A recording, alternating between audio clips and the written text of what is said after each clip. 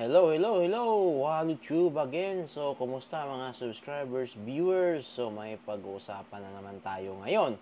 So, actually, ay isang react video na magre-react sa isang video. Actually, nangyari ito noong last Saturday, I believe, from isang prayer rally doon sa Cebu. If you heard guest doon si ex-PPRD, no? So magre-react lang tayo, no, sa isang tao na nagsalita, no, nagsalita sa entablado.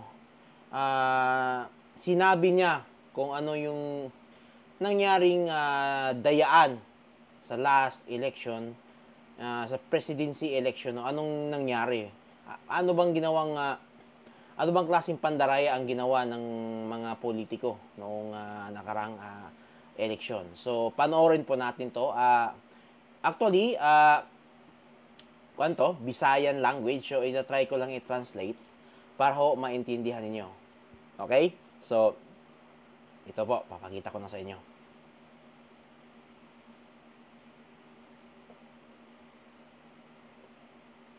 Oh, Lisa, kasuhin na po ko. Sabi niya, Lisa Marcos, o First Lady Lisa Marcos, kasuhan mo raw siya. Sige, tubagunti ka. Oh, tubagunti ka. But ayaw pagbasol ha. Kay i-appeal yun ka. Ng mga kigso. Sabi niya, sasagutin ko raw siya at huwag mo akong sisisihin dahil i-involve talaga kita. Tunan, maura na akong mensahe sa inyo. Huna-huna-una to. Kinsa man yun ang angay natong suportahan. Kinsa man sa atong duha. Sabi niya, isipin daw natin kung sino daw ang dapat nating suportahan sa dalawa. Ito ang sabi niya sa mga tao doon sa prayer rally. Pinakataas nga opisyal ang atong suportahan. Na tinuod nga gipili sa katawan, tinuod gipili ninyo. Init man to ganina, di ba? Di ba, nakinamdon mo, init tibuok adlaw. Tapos pag alas 5, ning uwan. Unya, nawa, na ay buwan. Sabi niya, maulan raw. Kanina maaraw. Ngayon, maya-maya ay medyo makulimlim na siya. So, ngayon, may buwan na daw. Ayun sabi niya. Mga kaigsunan, di yun mawa sa kung huna-huna nga si Lisa Marcos nag-cloud seeding. Hindi raw mawala sa isip niya na si First Lady Lisa Marcos ay nagka-cloud seeding daw. Aron mabasa, aron manguli tang tanan. Mamalikas yun ang naguban yun ang. Para daw ang lahat na nag-attend sa prayer rally o sa rally ay umuwi dahil maulan. Gusto nga daw niya raw magmura. Sapatos. Nahugaw na kayo.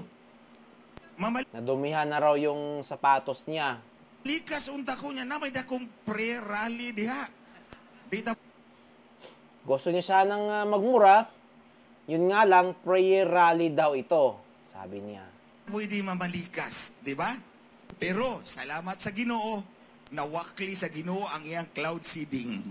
Naa paghihapon tang tanan. By the way, ang nagsasalita ay si Attorney Glenn Chong. I think member siya sa Hakbang ng Maisog. He is dito sa parte ito, he is the convener. Dagang salamat sa inyong pagigduyog nining atong kapuluhan karon. Maraming salamat daw sa pagsama sa kanya dito sa prayer rally na ito. Nganong si Lisa Marcos man akong gipanganlan? Ay, una. Kita.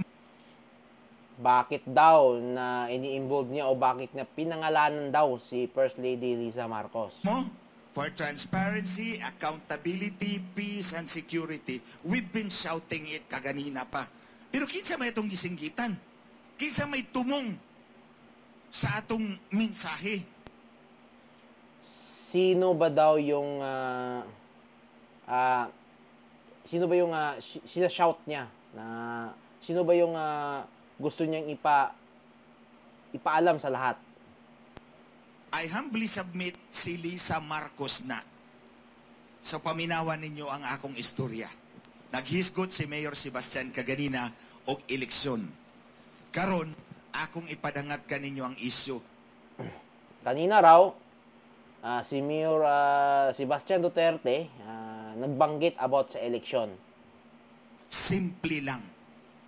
Kinsa sa duha ka highest official niining atong nasod ang tinuod nga gipili sa katawhan o kinsa ang nagbaniobra sa eleksyon. Kanaha, duha na ang atong pagpilian, ang presidente o ang vice-presidente. Sabi niya, sino ba raw ang nagmanipula sa nakaraang eleksyon? Sino ba daw sa dalawa katao ang nagmanipula sa last election? Mauni, kontra na ako si Smartmatic mula pa itong 2010 daghan sa inyo nakailan ako. Sabi niya, kalaban niya raw si Smartmatic kahit pa noong 2010. Atong gitikas si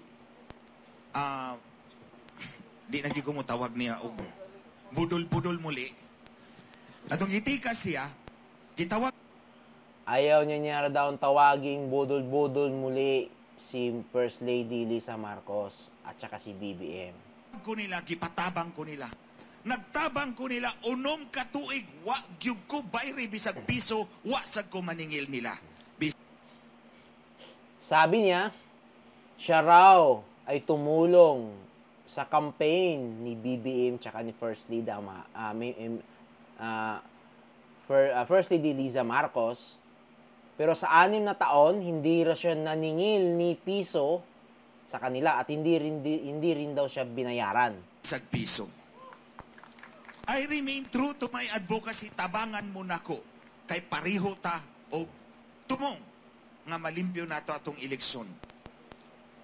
Ang gusto niya daw na sana tutulungan niya raw tayo na malinis ang eleksyon. Pero lingit sa inyong kaalaman, Tagalog na buta, may 3 meeting na nangyari bago ang halalan noong 2022. Meeting sa Smartmatic. Una, December 10, 2022. Giteksan ko sa sekretary ni Lisa Marcos.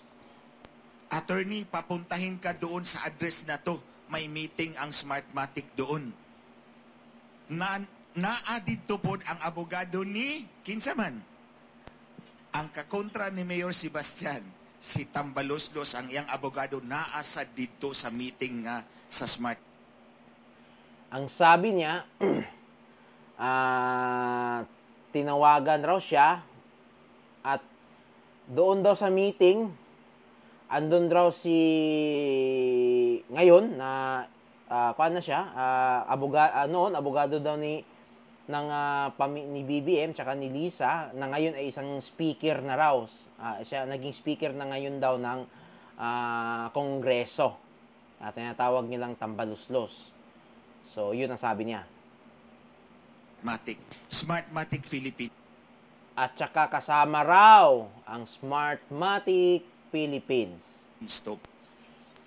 Ang sunod nga meeting, katunang nag-meeting unya niingon si Lisa Marcos, guys, I have a meeting with the owners of Smartmatic. I need 2 technical guys to be with me. Una ako na siya meeting sa tag-iya sa Smartmatic. Kay may meeting raw si First Lady Liza Marcos sa Smartmatic. O nung hindi pa sa First Lady, si Liza Marcos, nung sa Smartmatic daw. May-ari daw mismo ng Smartmatic. Lanyag duha ka technical guys. Humaninglingi siya na ako.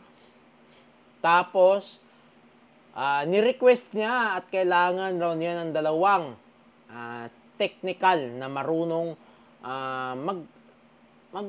ayos o mag-configure sa mga machine o sa Smartmatic machines. But not you because they hate you so much. Karon, atong himay-himayon. Nga nung magkinahanglan duha ka technical guys sa meeting. Unsa man mo dito? Bakit raw kailangan nyo raw ng dalawang technical o mga technician sa meeting with Smartmatic? Mag-meeting mo, mag-rosaryo mo. Kung mag-rosaryo ra mo dito, di ka magkinanglag duha ka technical. Sa meeting ba daw, ano bang gagawin nyo? Magro-rosaryo ba daw kayo? Kung magro-rosaryo kayo, ba't kailangan nyo ng mga technician? O yung marunong sa technicality? Kung paano paganahin yung Smartmatic machines? Guys, dili ba? Oh. Una, imo kong giunahan. Kung pag-ihap sa balota, kung pagbilang lang ng boto, madaling maintindihan, abogado si Lisa Marcos. At in-explain ko na yan sa kanya, paano binibilang ang boto. So kung kailangan mo ng dalawang technical guys, ano ang topic ninyo?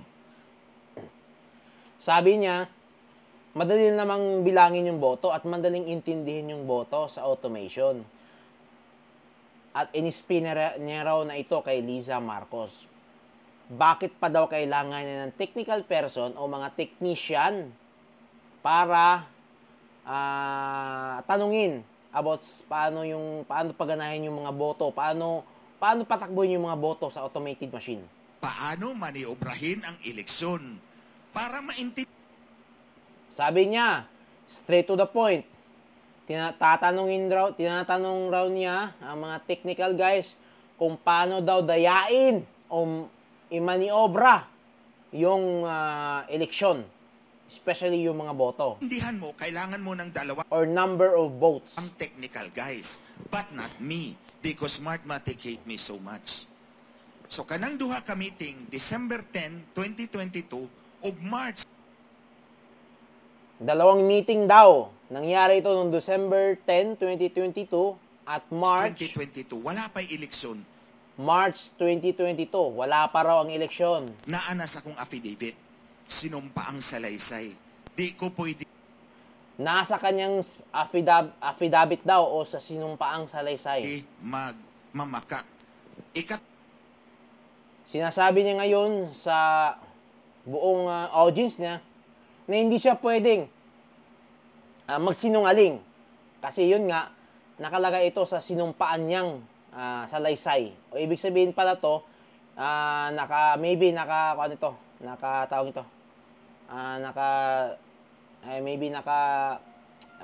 kanito ko yung attorneys I forgot yung meaning, I forgot yung word na yun. Parang nakanotaryo. Kumbaga nakanotaryo. Tulong meeting, karon pa ninyo mahibawan. Wala pa ni sa akong affidavit. Pero ning promise, may sasabihin siya na wala pa raw sa ngayon na wala pa raw sa affidavit niya at mayroon siyang pangako. Ko kang Lisa Marcos, imo gani kong unahan, dili te kabuhian. Okay. Sabi niya, kung uunahan mo raw siya, hindi niya raw tatantanan si Lisa Marcos. Ay, sao niya na, human na. Napay usa ka meeting, February, muni ikaduha, in between. Ang ka-meeting ni Lisa may isang meeting pa daw na nangyari. Marcos, si Cesar Flores, sa isang meeting daw, ang ka-meeting ni First Lady Lisa Marcos ay si Rizal Flores. Smartmatic dati. Si Smartmatic, si Cesar Flores naa sa board, naa sa electronic video, si Lisa Marcos dirispika sa office. Unya ako diriskilid. Yung taong yun ay may connection sa Smartmatic at saka sa Smartmatic electronic system. Giingnan pag yung nila, tago dito. Kay makitaan ka ni Cesar Flores, di niya maistorya. Sabi daw ni Cesar Flores, sabi daw sa kanya ng kaibigan niya, hindi si Cesar Flores, magtago raw si attorney Glenn dahil baka daw makita siya ni Cesar Flores, hindi daw magsasalita. So, nagtago sa ko dito sa kilid, pero naminaw ko. Di ba? Nagtago daw siya sa gilid, pero nakikinig lang daw siya. Unsa may akong buot ipasabot mga kaigsuunan. Lisa Marcos was actively courting Smartmatic. Ano ba daw ang ibig sabihin? Ano ba daw yung gusto niyang ipaabot o ipaintindi sa atin?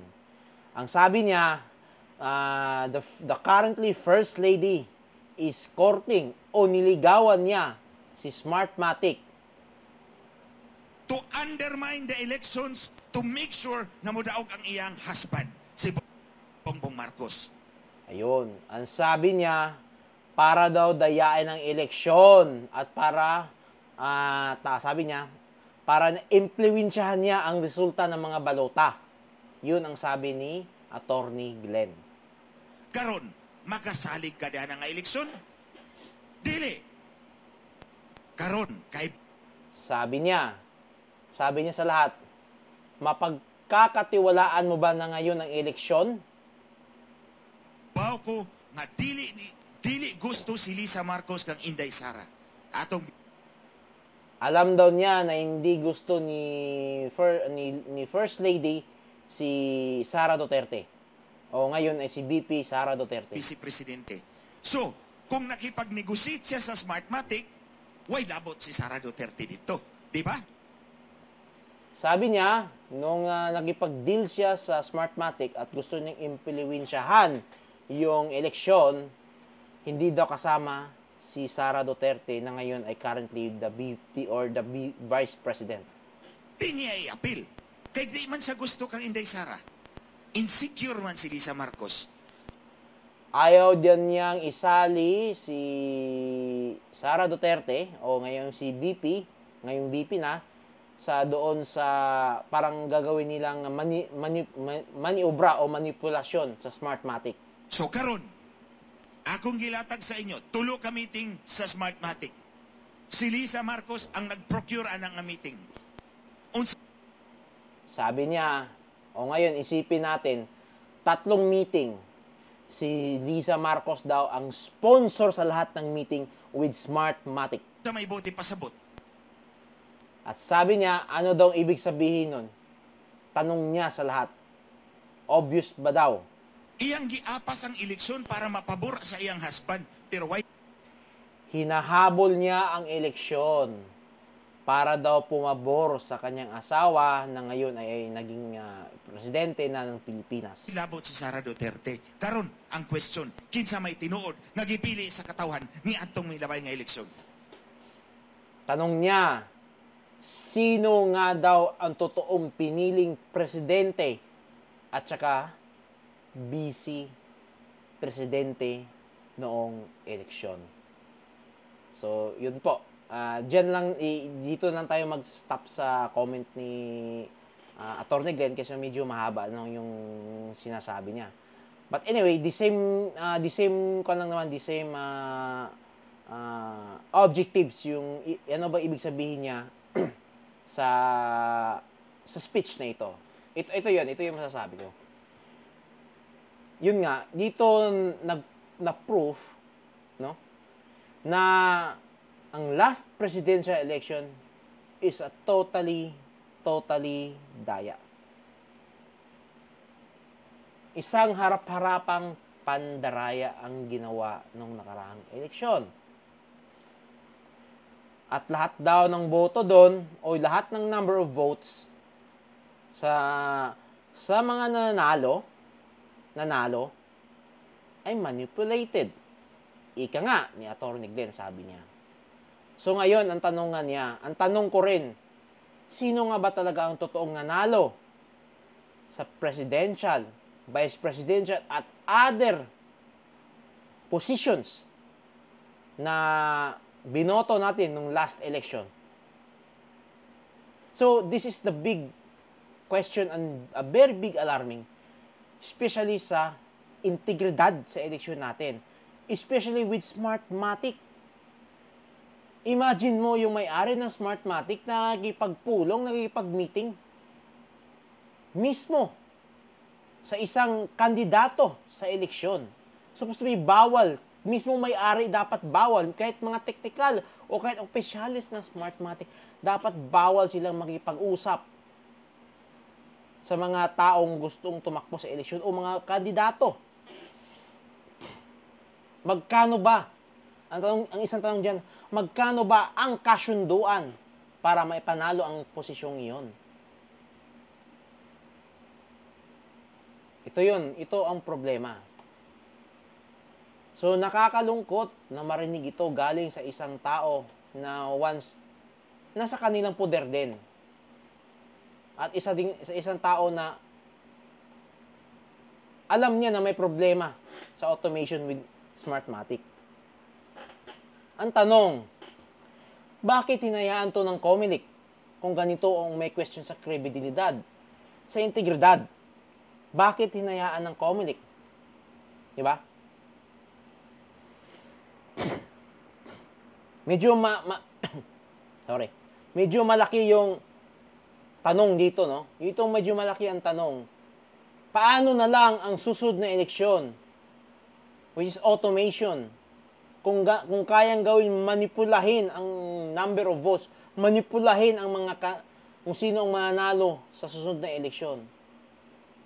So, itong kasabihan dito, may kasabihan dapat ang boto ay sagrado. Ang boto ay sagrado, dapat ang boto ay ituring sagrado. Hindi dapat balhorain. Hindi dapat babuyin. So yun, nakakalungkot na ganito ang nangyayari, no? Nakakalungkot at for me, na as a wise voter, hindi ka tanggap-tanggap. My taxes was used to paid on this machine, was paid on this contractor. But it was being used by manipulation. It's being used by ng mga mandarayang politiko, mga mandarayang mayayamang politiko sa Pilipinas. O mga mandurugas na politiko. Paano na ang kinabukasan natin pag ganito? Ano na? Satisfied na lang tayo sa isang kilo ng bigas? Satisfied na tayo sa isang 500 piso para ibenta mong boto mo? Isa pa problema, binibenta pa ang boto natin.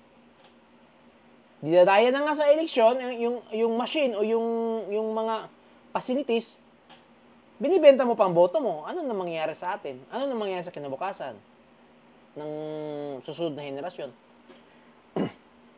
Kaya, ito masasabi ko, mahirap magreklamong mahirap ka. Mahirap magreklamong tamad ang gobyerno. Mahirap magreklamong incompetent ang mga politiko sa Pilipinas. Dahil ikaw mismo ang number 1 incompetent na bumoto sa kanila. Yun ang problema. Hanggang hindi natin kaya baguhin yung sarili natin, hanggang hindi natin baguhin yung pananaw natin sa buhay, walang pagbabago. Kahit pa sino umupo dyan, kahit pa si Donald Trump ang umupo sa Pilipinas, hindi magbabago yan. Hanggang hindi mabago yung pananaw natin at saka isipan natin. Yung what we are believing. Dahil naniniwala tayo sa 500 piso, 100 piso, isang latang sardinas. Binoboto mo na yung politiko na hindi mo alam anong nagawa. Ito ang problema. Maraming politiko ang mga galing sa Pilipinas. Isang babakitin ko dyan, si Isko Moreno Domagoso. Naging mayor siya sa Manila ng how many months mayroon na siyang accomplishment, may resibo pa. Number 2, Rapi Tulfo. Rapi Tulfo, marami siyang tinutulungan. Diba? And other politicians na alam mong may nagawa at may resibo. Una kasi, dapat kasi may resibo talaga. Makikita mo sa mata mo, within your eyes, with your own. With physically, may nagawa sila. Hindi yung budol-budol lang. Scam lang. Yun ang problema eh. Kasi ang iniisip natin, yung nang bumuboto, na tumatanggap ng 100, 500, isang kilo ng sardinas, isang kilo ng bigas. O, bahala na. Basta ako, may pera ngayon. Bahala ng kinabukasan. Wala akong pakialam kung anong mangyayari. Ngayon, anong nangyayari natin ngayon? Nagka-leche-leche tayo, di ba? Lahat ng bilihin ng mahal. Lahat. Pati bigas. Ang bilis ng pagtaas.